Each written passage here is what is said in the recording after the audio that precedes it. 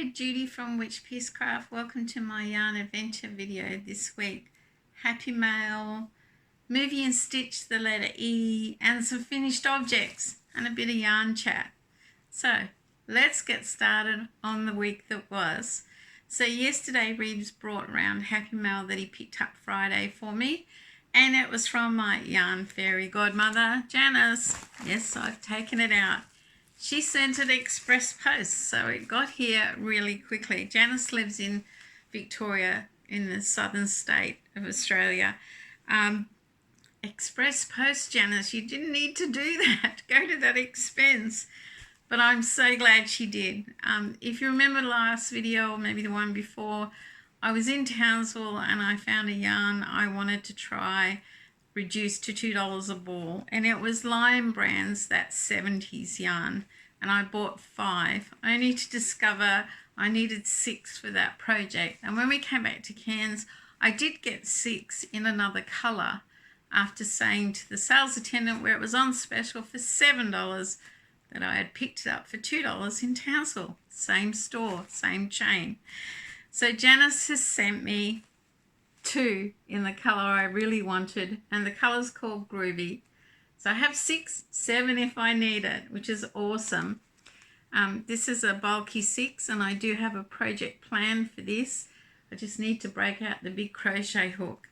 And the other thing I noticed is Janice paid $4. So this has happened before with someone like Spotlight. I know there was yarn in WA that was $10 cheaper for the pack than it was here. I think it was like $14 there and it was $24 here.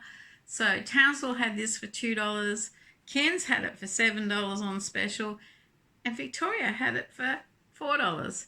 So I don't know, maybe someone at Spotlight needs to get their act together and either explain why it's all different all over the country or make it a uniform price for everyone. But I love this yarn and it's really appreciated, Janice. You just spoil me. And to send it express post is awesome. So thank you so much. That was my happy mail.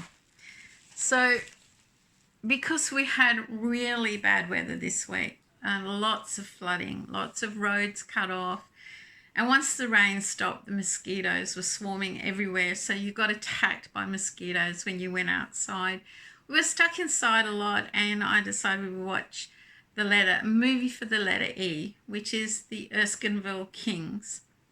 Now, this is an Australian movie released in 1999. It stars Hugh Jackman in his first role, possibly his first dramatic role, but maybe his first movie role, a very young Hugh Jackman. You would know him from Wolverine and other movies that he's famous for internationally. And a very young Joel Edgerton, who has been making a name for himself internationally. He was in The King, The Red Sparrow, and something else I saw, Boy Erased. I haven't seen any of those movies, so maybe I should be checking those out. The synopsis for the Erskinville Kings, I'll read it out to you. 25-year-old Barkey, a lost soul, left home 2 years ago to escape his abusive father, leaving behind everything in the world that was important to him. Now his father is dead, he thinks it's safe to come home. So, this movie, what can I say? The opening scenes for me were very confronting and took my breath away. So be prepared. Definitely parental guidance recommended. The opening scenes are quite shocking. I found there was a lot of unnecessary foul language and swearing. There's one particular character, Tunny, his whole dialogue is nothing but swearing, and to me, even as an Australian, was lost in translation. I didn't see the point of it, and it nearly put me off watching the movie to the end because it was very slow. It was very, very slow, but it gets you at the end. The ending is brilliant. It's just a pity it took so long to get there. Hugh Jackman's performance is out of this world. I did make the comment thing after we watched it that he certainly sold out to commercialism doing Wolverine. He's far more talented than that when you see him in this movie. Joel Edgerton is only in it briefly. you know, he's there and then he's gone. There's not a lot I can say about this movie. It didn't inspire me to make anything. It's a difficult subject, abuse of parents or any sort of abuse. It's available on Amazon Prime. I gave it 2.5 stars. I can't say that I enjoyed it. And the only reason I lifted its rating to 2.5 was because of the brilliant ending. The project I made, I didn't do anything separately. I just took the colours from the poster. If you remember my advent calendar blanket that Thing was doing for me at Christmas, I've been adding to it. And I decided I would use the colours from the poster to do the next 4 rounds. So I did a round of green, round of yellow, and 2 of red. Now, when I started this blanket, the yarn had to be enough to go around. And I, in my wisdom, thought, well, I'll do 2 rounds of red, playing yarn chicken. And I didn't win because I'm that far from the beginning, and that is all that's left. I have actually found another bit in the same yarn. I'm just not sure I want to fill in the gap and have another join. But yes, that was what I did during a long, drawn-out movie, The Erskinville Kings.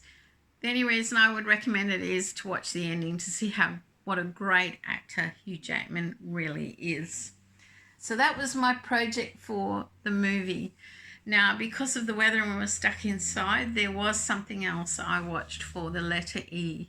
It came out this week on Fox on BBC One. It's an English movie called Elizabeth is Missing. It stars Glenda Jackson, who I always loved as an actress. She would be in her early 80s, maybe mid 80s now, but she is brilliant in this.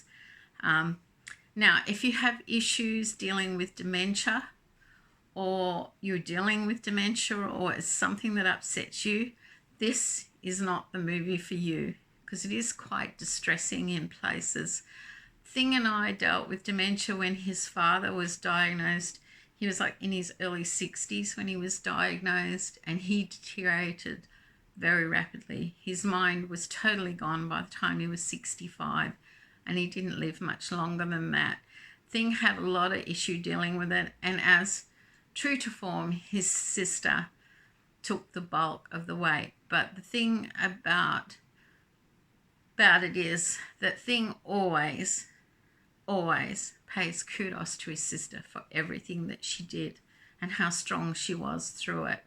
And he was always there on the end of a phone to talk to her when she needed it, because they lived in Western Australia and we're across the other side of the country. So yes, Elizabeth is Missing is a brilliant movie, and Glenda Jackson, even in her 80s, is still an amazing actress. So if you're looking for something to watch because you've got bad weather your way, Elizabeth is Missing before the Erskinville Kings. Definitely, even though it's not an Aussie movie. So the rest of my week, I've had Happy Mail, I've watched movies, and I caught up on my make-along Nan's Next Knots because she drew another number for this week, and the number was 3. And for me, 3 was the blue. This is definitely going to be called my licorice blanket because of the strips of black. So yes, I can't wait for her to draw the next number. I don't know how you guys go with the birthday make-along waiting a month. I only have to wait a week and I'm busting for the next number already, and it won't come out till Thursday and it's only Sunday. So yes, I did my next week of the blue for Nan's Next Knots, the luck of the draw make-along. I'll put a link to the description in that below. Also, now, before I show you, I respect everyone's beliefs, their religion, their political beliefs. I believe everybody is different. Everyone's entitled to their opinion, because if we're all the same, it'd be a very boring world. So I hope you respect mine. So last night we watched the live streaming of the Gay and Lesbian Mardi Gras from Sydney. This is a big international event normally. It attracts a lot of international visitors. Because of COVID, it couldn't. And it normally goes down streets, or the parade goes through streets of Sydney. But this year they held it on a big sporting ground, and it was awesome to watch the live stream.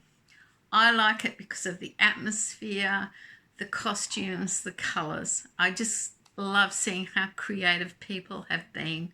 I do recall seeing someone in what looked like a white tuxedo carrying a big toothbrush, looking like a tube of toothpaste, and thinking at the time, I would never have thought of that. It looked awesome.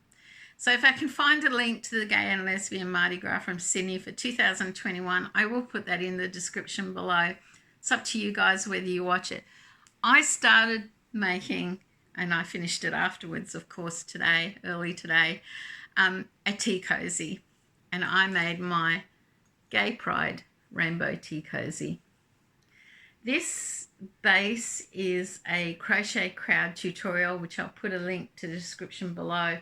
It's called a Hibiscus Tea Cosy. They do Mikey does like a top that sits on it. If I do the Hibiscus Tea Cosy, I stitch the top. But I did the Jacob's Ladder bottom, and then I made flowers to go on top.